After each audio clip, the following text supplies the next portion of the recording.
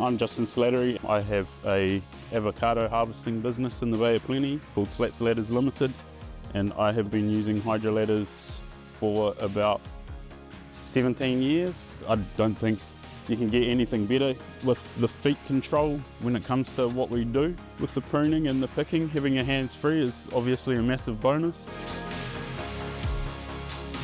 I predominantly contract to Seeker, and we service mainly the Katikati area, but we go as far as Te Puke and Paengaroa sometimes. Hydralada has always been good to me.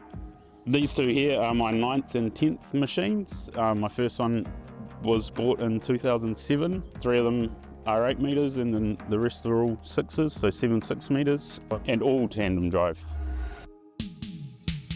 The services we provide is harvesting, export, local market, and also pruning.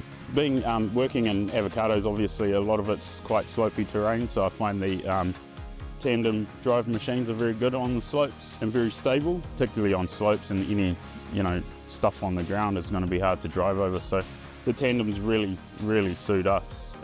Being able to climb over broken branches and stuff like that is really handy. Don't often get stuck.